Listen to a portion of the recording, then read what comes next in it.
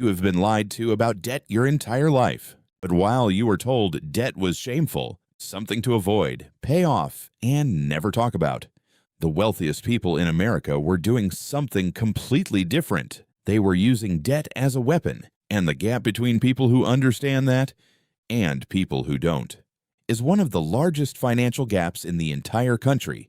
Today, I'm going to show you exactly how it works, and more importantly, how you can start doing the same thing. The story most people are told about debt goes like this: debt is bad. And for consumer debt, that advice is completely correct. But there is a second kind of debt, one that almost nobody talks about in personal finance. It is called leverage, and every major fortune in modern history has been built with it. Here is the core idea. If you can borrow money at 5% and deploy it into something that returns 10, 15, or 20%, you have just made money on money that was never yours to begin with. That is not debt. That is an engine. There are three primary ways wealthy people use debt to build wealth. Method 1, real estate leverage. This is the most widely used form of wealth-building debt in America.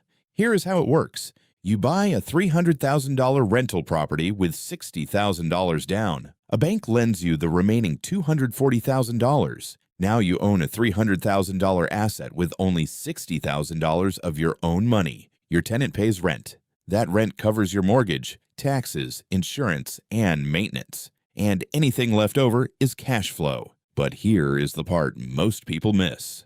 While your tenant pays your mortgage, the property is appreciating.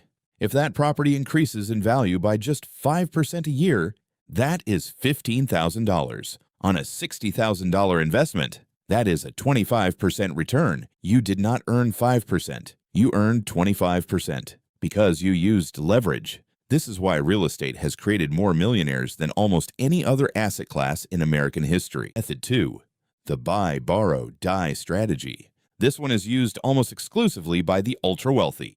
Here is the problem wealthy people face. They hold assets, stocks, real estate, businesses that have gone up massively in value.